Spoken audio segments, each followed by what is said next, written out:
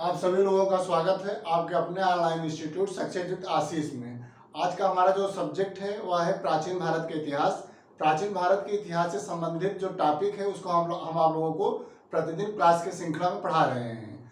तो हमारे जो प्रतिदिन क्लास की श्रृंखला जो चल रहा है, जो हम आप लोगों को प्रतिदिन क्लास वीडियो बना करके अपने यूट्यूब चैनल पर अपलोड करते हैं, तो इस श्रृंखला का जो आज का हमारा जो क्लास है वह क्लास है 16।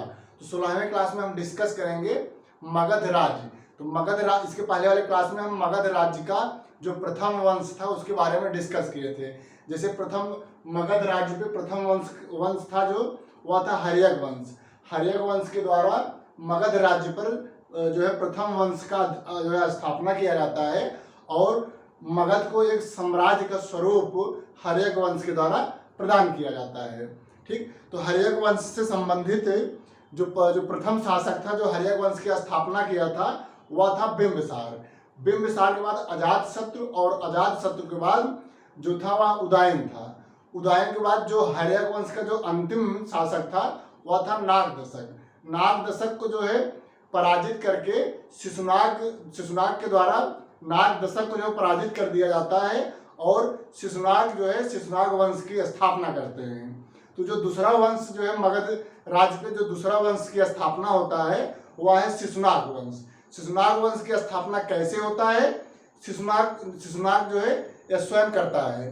तो शिशुनाग के द्वारा शिशुनाग वंश की स्थापना हर्यक वंश के अंतिम शासक नागदशक को जो है पराजित करके शिशुनाग वंश की स्थापना किया जाता है। तो आज की क्लास में हम यही पढ़ाएंगे कि जो है हर्यक वंश के बाद जो दूसरा जो है वंश था जिसके द्वारा मगध पे अपने शासन को संचालित किया जाता है, अपने शासन को स्थापित किया जाता है, वह है शिशुनाग वंश। ठीक, तो आज की क्लास में हम शिशुनाग वंश से संबंधित पढ़ाएंगे। शिशुनाग वंश के बाद जो होता है वह है अगला वंश जो होता है वह है नंद वंश। नंद वंश की स्थापना घनानंद जो अंतिम शासक था इसका, और इसको जो है जो शिशुनाग मतलब नंद वंश था उसकी स्थापना जो है पद्मनंद के द्वारा किया गया था। तो नंद वंश की स्थापना पद्मनंद के द्वारा किया गया था और नंद वंश के दो अंतिम शासक थे वह था घनानंद। घनानंद की जो है हत्या करके चंद्रगुप्त मौर्य के द्वारा मौर्य वंश की स्थापना किया जाता है। ठीक, तो मौर्य साम्राज्य जो है एक अखंड साम्राज्य की स्थापना चंद्रगुप्त मौर्य के द्वारा मौर्य वंश के तहत मगध को जो है एक राष्ट्र के स्वरूप देने का जो है काम चंद्रगुप्त मौर्य के द्वारा किया जाता है। यानी लगभग सभी क्षेत्रों को जीत करके जो है मौर्य साम्राज्य के अंदर यानी मगध साम्राज्य के अंदर जो है मिलाने का काम चंद्रगुप्त मौर्य के द्वारा किया गया था। तो इसलिए कहा जाता है कि चंद्रगुप्त मौर्य के समय में एक अखंड भारत का निर्माण जो है विष्णुगुप्त के द्वारा विष्णुगुप्त के सहायता से चंद्रगुप्त के द्वारा किया गया था।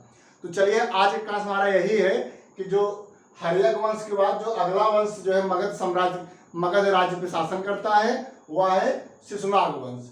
तो आज की क्लास में हम शिशुनाग वंश और नंद वंश से संबंधित आप लोगों को पढ़ाने जा रहे हैं। आप लोगों से रिक्वेस्ट है कि इसके पहले वाले क्लास को भी आप लोग अच्छे से देखिए। इसके पहले जो हर्यक वंश के द्वारा जो हर्यक वंश जो कि प्रथम वंश था जो मगध साम्राज्य या मगध राज्य पर अपने शासन को संचालित करता है, तो इसको जो है पहले वाले क्लास में पढ़ा चुके हैं। तो आप लोगों से रिक्वेस्ट है कि प्लीज़ आप लोग जो हमारे यूट्यूब चैनल को सब्सक्राइब कर लीजिए और प्ले लिस्ट में जाके सभी वीडियो आप लोग देखिए। वीडियो को देखकर वीडियो को लाइक करिए, शेयर करिए प्लीज। तो चलिए आज क्लास हम प्रारंभ करने जा रहे हैं। एक बार पुनः आप सभी का आज की क्लास में हम स्वागत करते हैं और आज की क्लास हम प्रारंभ करने जा रहे हैं। ओके, मगध साम्राज्य। ओके, मगध साम्राज्य का जो दूसरा वंश था वह था शिशुनाग वंश। शिशुनाग वंश या हर्यक वंश के बाद इसकी स्थापना किया जाता है। हर्यक वंश का जो अंतिम शासक था नागदशक की जो है हत्या करके या उसे पराजित करके शिशुनाग के द्वारा शिशुनाग वंश की स्थापना किया जाता है। ओके, ये जो है शिशुनाग वंश की जो स्थापना था ये जो है शिशुनाग के द्वारा किया गया था। अवंती और मत्स्य को युद्ध के माध्यम से ये जो है मगध राज्य में मिलाने का काम शिशुनाग के द्वारा किया गया था। तो शिशुनाग का जो एक सराहनीय काम था मगध क्षेत्र को बढ़ाना, यानी मगध साम्राज्य का जो विस्तार करने का जो उद्देश्य था शिशुनाग का, वह उद्देश्य इनके द्वारा पूरा किया गया था। जिसमें जो है अवंती और मत्स्य को आक्रमण के माध्यम से, युद्ध के माध्यम से, युद्ध को जीत करके इन दोनों क्षेत्रों को मगध साम्राज्य में मिलाने का काम शिशुनाग के द्वारा किया गया था। ओके, तो अवंती और मत्स्य दो महत्वपूर्ण जो है राज्य क्षेत्र थे जिसको मगध में मिलाने का काम शिशुनाग के द्वारा किया गया था। मगध में या मालवा से बंगाल तक भूभाग था। इस समय जब यह शिशुनाग वंश की स्थापना करने के बाद जो मगध का जो क्षेत्र था वह मालवा से लेकर के बंगाल तक मगध का क्षेत्र फैला हुआ था, जिसमें शिशुनाग के द्वारा अवंती एवं मत्स्य को जो है इसमें मगध साम्राज्य में मिलाने का काम किया गया था। वैशाली को अपनी राजधानी बनाया था। ठीक, तो मगध का जो प्रथम राजधानी था वह था राजगृह। उसके बाद दूसरा राजधानी पाटलिपुत्र था और जो तीसरा राजधानी का निर्माण किया था वह शिशुनाग के द्वारा किया गया था। तो तीसरा जो मगध की राजधानी थी वह था वैशाली। वैशाली को भी जो है मगध का राज्य बनाने का काम जो कौन किया था, या जो है शिशुनाग द्वारा किया गया था। तो वैशाली को अपनी राजधानी कौन बनाया था? शिशुनाग के द्वारा बनाया गया था। क्यों बनाया गया था? बज्जियों के जो वहाँ के बज्ज रहते थे, बज्जियों के ऊपर नियंत्रण को स्थापित करने के लिए, अपने नियंत्रण को स्थापित करने के लिए वैशाली को एक राजधानी के रूप में स्थापित करने का काम शिशुनाग के द्वारा किया गया था। ओके,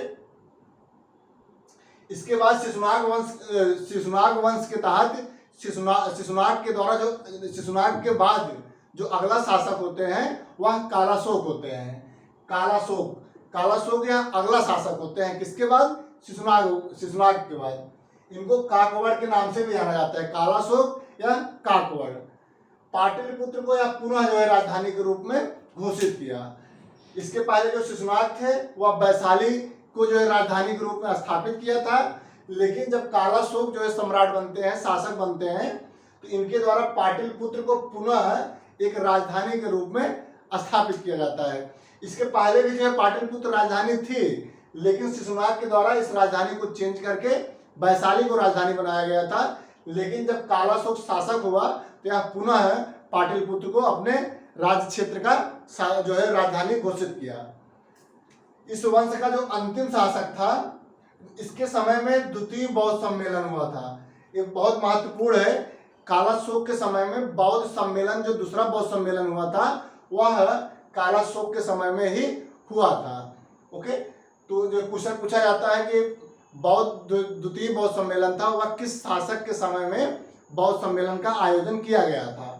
तो जो दूसरा बौद्ध सम्मेलन था वह कालाशोक के ही नियंत्रण में जो है संचालन किया गया था। इस वंश का जो अंतिम शासक था वह नंदवर्धन था। नंदवर्धन शिशुनाग वंश के अंतिम शासक था। एक क्वेश्चन पूछा जाता है कि शिशुनाग वंश का जो अंतिम शासक था उसका क्या नाम था? तो नंदवर्धन था। नंदवर्धन यह शिशुनाग वंश का अंतिम शासक था। ओके, अब इसके बाद जो है नंद वंश की स्थापना होता है। किसके द्वारा? पद्मनंद के द्वारा। पद्मनंद के द्वारा यह जो है नंद वंश की स्थापना करता है। तो क्वेश्चन पूछा जाता है कि नंद वंश का प्रथम शासक कौन था? तो वह पद्मनंद था। महापद्मनंद या नंद वंश की स्थापना किया था। पद्मनंद जो है यह कलिंग विजय भी किया था। एग्जाम में पूछा जाता है कि पद्मनंद के द्वारा कलिंग विजय किया गया था कि नहीं? तो यह जो है कलिंग विजय जो है महापद्मनंद के द्वारा किया गया था। और यह भी उल्लेख मिलता है इतिहास में कि महापद्मनंद के द्वारा जो है कलिंग में एक नहर बनवाने का काम भी जो है यह इनके संरक्षण में हुआ था। तो महापद्मनंद के काल में नहरों का निर्माण किए जाने का उल्लेख इतिहास में मिलता है। एक विशाल साम्राज्य के स्थापित कर एक राट और एक छत्र की उपाधि धारण की। महापद्मनंद एक बहुत शक्तिशाली जो है सम्राट के रूप में अपने आप को स्थापित किया और मगध को एक जो है विशाल साम्राज्य बनाने का काम भी जो है महापद्मनंद के द्वारा किया गया था। और ये जो है दो उपाधियों को जो है धारण करता था, जो था एक राट और एक छत्र। एक राट और एक छत्र नामक उपाधि का धारण महापद्मनंद के द्वारा किया गया था। क्वेश्चन पूछा जाता है कि महापद्मनंद की उपाधि क्या थी? एक राड था और एक राड के बाद एक छत्र था, एक छत्र। ठीक, तो ये जो है बहुत अपने समय में या बहुत शक्तिशाली शासक था और इसी के द्वारा मगध को जो है मगध का विस्तार किया गया और मगध को एक मजबूत साम्राज्य के रूप में स्थापित करने का काम महापद्मनंद के द्वारा किया गया था। इसके बाद महापद्मनंद के आठ लड़के थे, 8 पुत्र थे इनके, और 8 में सबसे छोटा घनानंद एक योग्य जो है शासक के रूप में उभरा और महापद्मनंद के बाद जो सबसे शक्तिशाली जो है शासक के रूप में उभरा था वह था घनानंद। तो इनके बाद जो है घनानंद के द्वारा मगध जो है राज्य पर नंद वंश के तहत अपने शासन को संचालित किया जाता है और आगे चल करके यही घनानंद के समय में ही सिकंदर जो था वह घनानंद के समय में ही जो पश्चिमोत्तर भारत था इस पे आक्रमण किया था 325 ईसा पूर्व में। ओके, लेकिन जो है आगे चल करके चंद्रगुप्त मौर्य जो कि विष्णुगुप्त के जो विष्णु थे, यानी कि जो विष्णुगुप्त के द्वारा इनको जो है मतलब इनके ही संरक्षण में चंद्रगुप्त के द्वारा घनानंद को पराजित किया जाता है। ओके, तो इस प्रकार से कहा जाता है कि जो है चंद्रगुप्त के द्वारा घनानंद को पराजित करके मौर्य वंश की स्थापना किया जाता है। चाणक्य जो थे वह चंद्रगुप्त मौर्य के गुरु थे। चाणक्य कौन था? वह चंद्रगुप्त मौर्य के गुरु थे। तो चाणक्य के नेतृत्व में यानी चाणक्य के संरक्षण में ही ये जो है चंद्रगुप्त मौर्य के द्वारा घनानंद को पराजित किया जाता है और मगध राज्य में जो अगला वंश था वह मौर्य काल की स्थापना किया जाता है। इस प्रकार से जो है मौर्य की स्थापना करने के बाद चंद्रगुप्त मौर्य के द्वारा शासन किया जाता है और एक अखंड भारत का निर्माण करने का जो स्वप्न था किसका? चाणक्य का जो स्वप्न था अखंड भारत का निर्माण का वह चंद्रगुप्त के द्वारा पूरा किया जाता है। ओके, तो जो है घनानंद जो है सिकंदर का समकालीन था। घनानंद किसके समकालीन था? वह घनानंद जो है सिकंदर किसके समकालीन था? घनानंद के। तो घनानंद के समय में ही सिकंदर या जो है भारत के पश्चिमोत्तर क्षेत्र में आक्रमण किया था। यूनानी लेखकों के द्वारा इसे अग्रमीज कहा जाता था। घनानंद को जो यूनानी लेखक थे इनके द्वारा घनानंद को अग्रमीज के नाम से इनको संबोधित किया जाता था। घनानंद के समय में 325 ईसा पूर्व में सिकंदर ने पश्चिमोत्तर भारत पर आक्रमण किया था। सिकंदर ने कहाँ आक्रमण किया था? जो पश्चिम वाला भारत था, पश्चिम भारत के जो राज्य क्षेत्र थे वहां जो है सिकंदर के द्वारा आक्रमण घनानंद के समय में किया गया था। 323 ईस्वी में चंद्रगुप्त मौर्य के द्वारा 323 ईसा